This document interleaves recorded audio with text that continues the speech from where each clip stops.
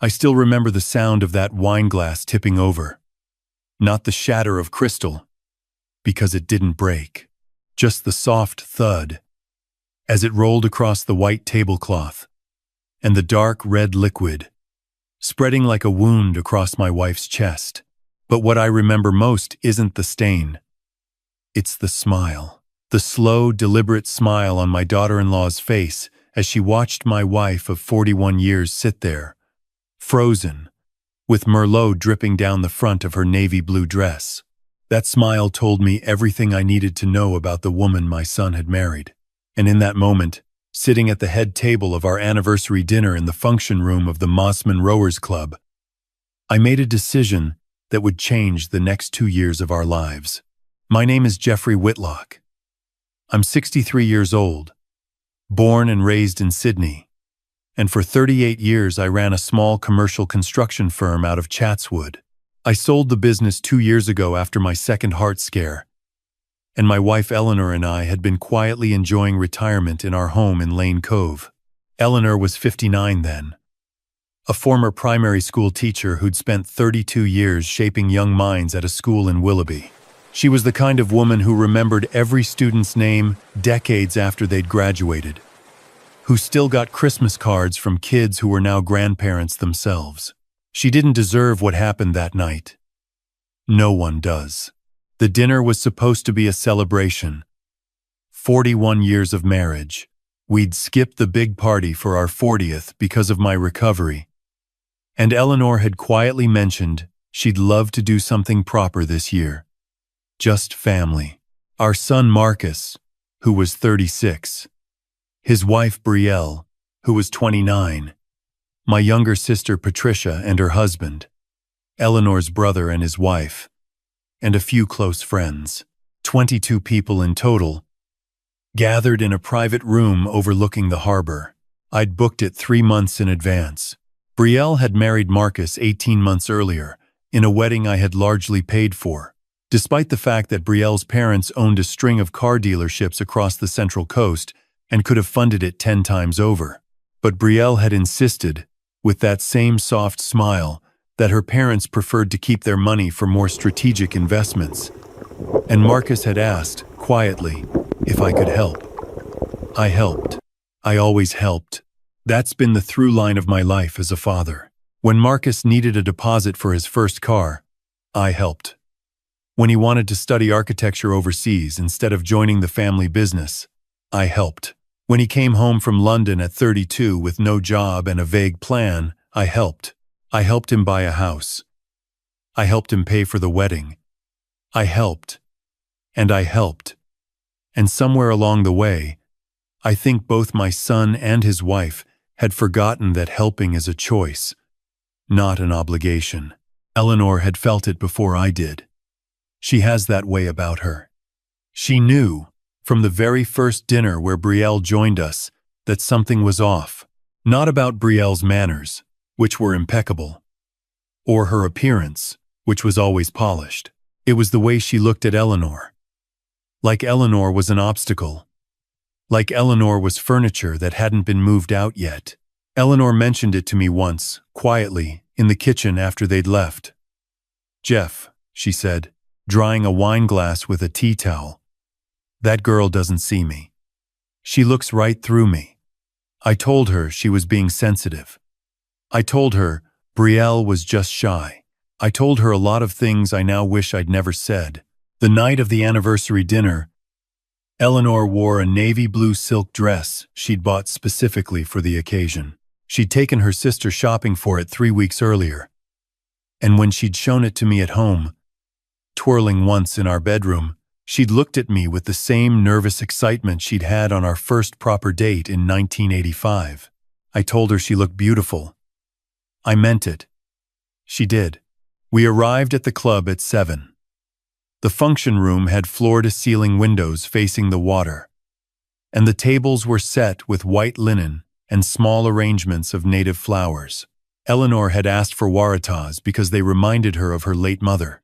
Marcus and Brielle arrived 20 minutes late, which I noted but didn't mention. Brielle was wearing a black cocktail dress with a plunging neckline that, even to my old-fashioned eye, looked more suited to a nightclub than a family anniversary. She greeted Eleanor with an air kiss that didn't make contact, and turned away before Eleanor could respond. The first hour passed pleasantly enough. We had drinks on the terrace, watching the boats on the harbor. I made a short speech, which I'd rehearsed in front of the bathroom mirror that morning, about how 41 years with Eleanor had felt like 4. Patricia cried, which made Eleanor cry, which made me have to pause halfway through. There was applause, and laughter, and a toast. Marcus stood up briefly afterwards, and said something kind about his mother. Brielle stayed seated, scrolling through her phone. We moved to the dining room at 8. I'd arranged for Eleanor to sit at my right, at the head of the table, with Marcus and Brielle directly opposite us. I wanted my son close. I wanted to be able to look at him. I wanted to remember why I'd worked so hard for so many years. The trouble started during the entree. Brielle began making small, pointed comments about the menu, which she found a bit pedestrian, about the venue, which she described as quaint, in a dated sort of way, about Eleanor's dress, which she said was very brave for a woman your age. Each comment delivered with that soft smile, that little laugh, the kind of veneer that lets cruelty pass for charm. Eleanor handled it the way Eleanor handles everything. She smiled back. She nodded. She changed the subject. I watched my son. He didn't say a word. Then came the main course. The waiters had just begun setting down the plates of barramundi when Brielle reached for her wine.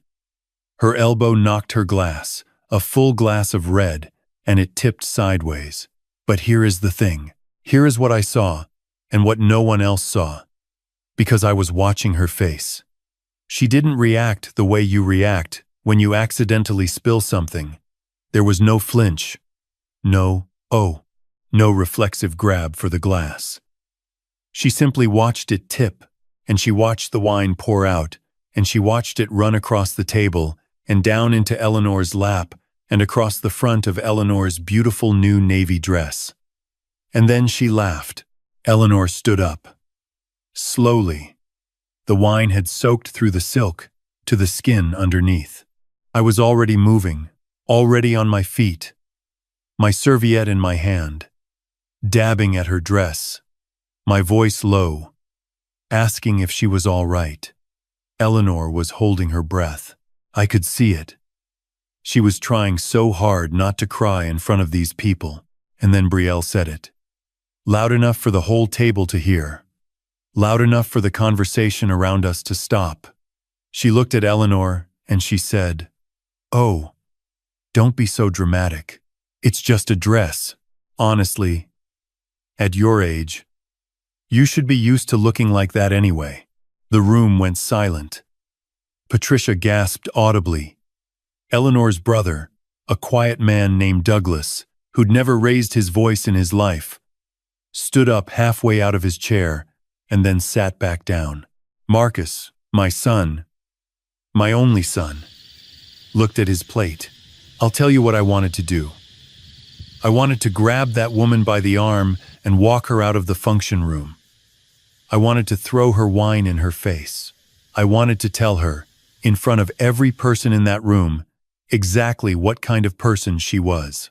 I wanted my son to stand up and defend his mother. I wanted, more than anything, to undo the last 18 months and never have laid eyes on Brielle in the first place. But I didn't do any of that. I helped Eleanor to the bathroom. I asked Patricia to come with us. I told the waiter to bring a glass of soda water and a clean napkin. I held Eleanor's hand while she cried in the corridor, and I told her, in the quietest voice I had, that we were going home and that she didn't have to say a word to anyone. She nodded. She wiped her face. She straightened her shoulders the way she always did before walking into a classroom of 30 noisy 10-year-olds. And then we went back into the room, and I asked the maitre d' for the bill, and I paid it in front of everyone. And I said in a calm and clear voice, "Thank you all for coming. Eleanor isn't feeling well. I think it's time we called it an evening." Marcus didn't get up. Brielle was already reaching for the breadbasket. In the car on the way home, Eleanor didn't speak. She sat in the passenger seat, with her hands folded in her lap and her eyes on the road ahead. The streetlights of the lower North Shore slid across her face. Halfway home, she said very softly, "Jeff, I don't think I want to see her again." I told her she didn't have to. I told her I would handle it. I didn't tell her what I was already starting to plan, because I wasn't entirely sure of it yet myself. That night, after Eleanor had gone to bed, I sat in my study with a glass of whiskey, and I did something I should have done 2 years earlier. I went through every piece of paper, every transfer record, every loan agreement, every single financial entanglement I had created in service of my son and his wife. The deposit on their house in Mosman, $240,000, given as a gift but documented in a letter for the bank. The wedding, $86,000. The honeymoon to the Maldives, which they'd asked for as a wedding present, $22,000. The car they'd bought 6 months ago, a brand new SUV they'd needed for lifestyle reasons. I'd guaranteed the loan. The renovations on their house, $40,000. And the credit card, the supplementary credit card on my account that Marcus had asked for just for emergencies and which Brielle had been using, with my son's quiet permission, for the last 14 months. I added up the charges that had been quietly going through. $83,000. Designer handbags. Restaurants I'd never heard of. A trip to Byron Bay I hadn't been told about. Salon visits. Spa days. I sat in my study until 3 in the morning. And by the time the sun came up over the harbor, I had a plan. I want to pause here for a moment, because I think it's important. People sometimes hear stories like mine and they think, "Why didn't you do something sooner? Why did you let it get this far?" And I don't have a good answer.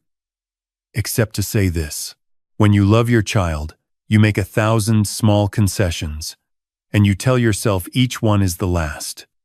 You tell yourself that this is what good fathers do, that helping is what makes you a man.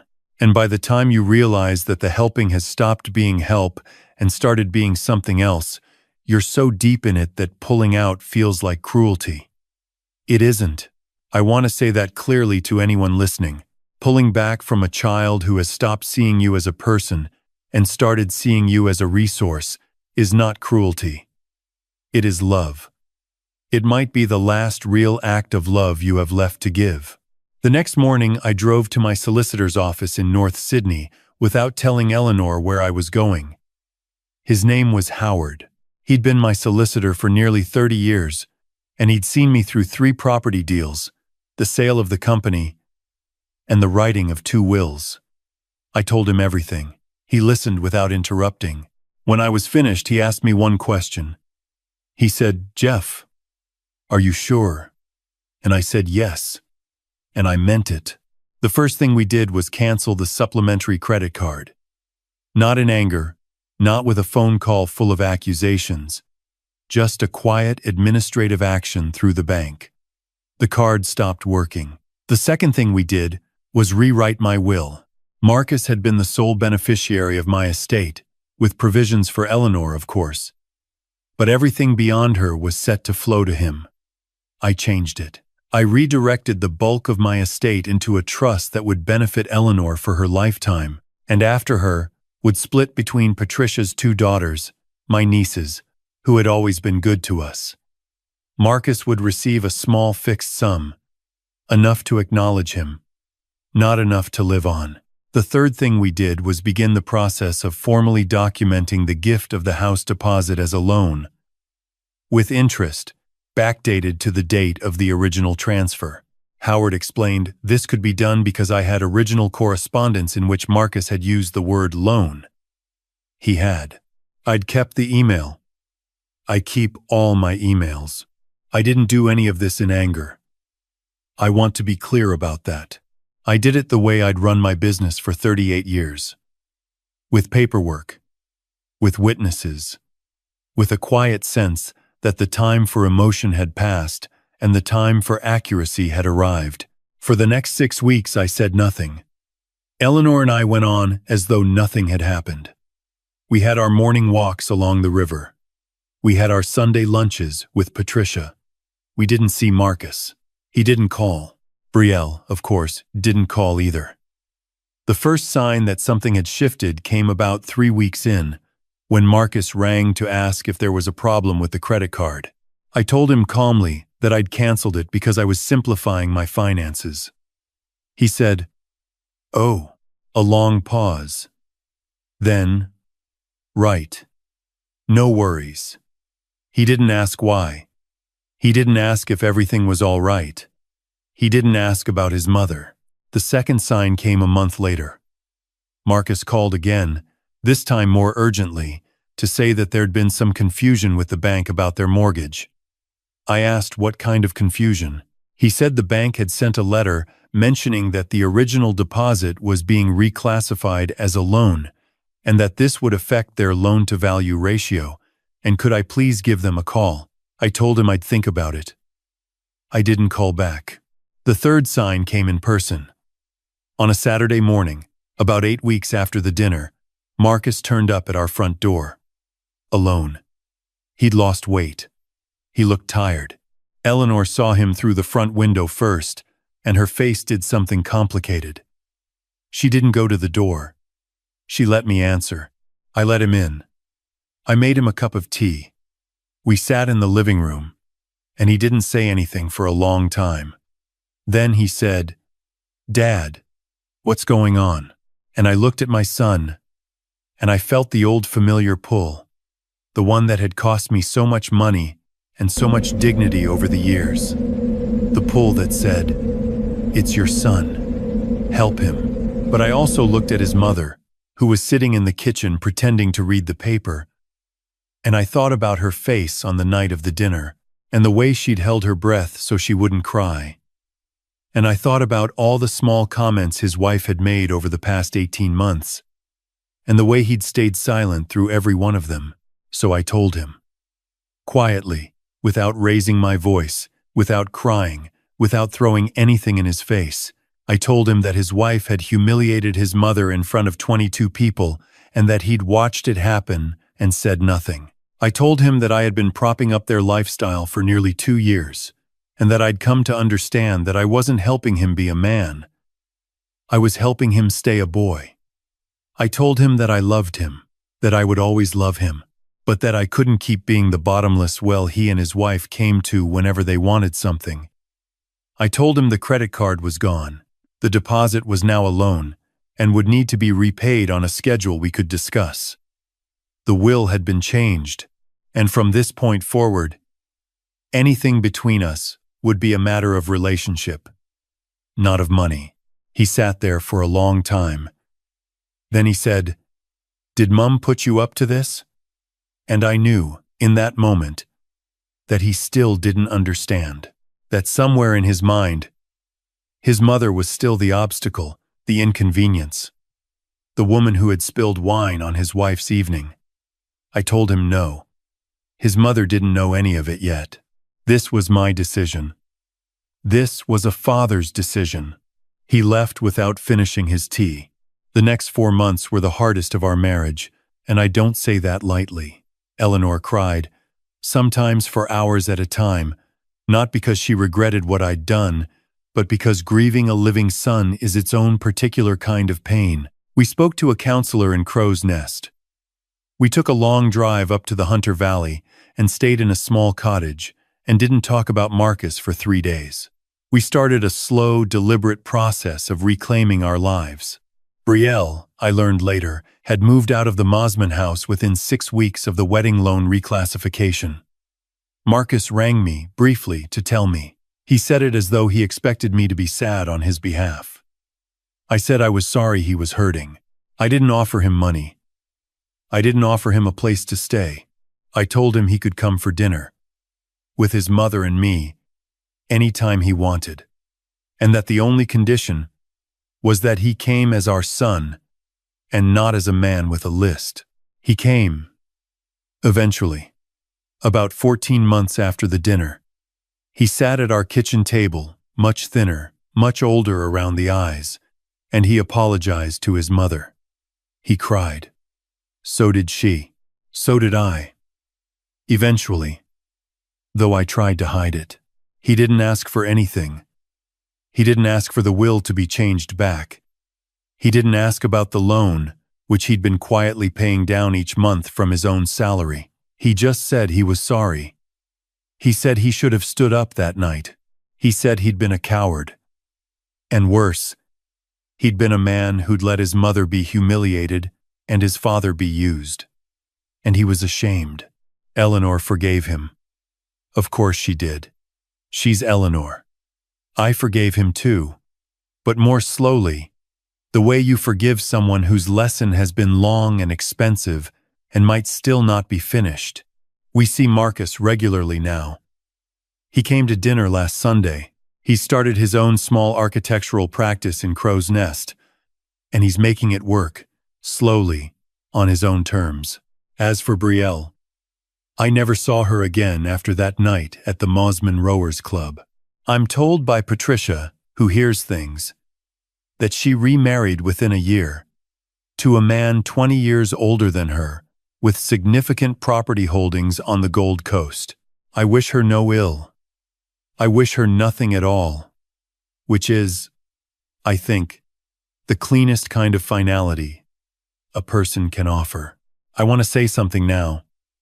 To anyone who's listened this far, especially to those of you who might be sitting where I was sitting 2 years ago, to anyone who is propping up a child's life with your savings and your silence, and who is being made smaller and smaller in the process by the people who claim to love you, listen to me. Helping your child is one of the great joys of being a parent. But there is a difference between helping and disappearing.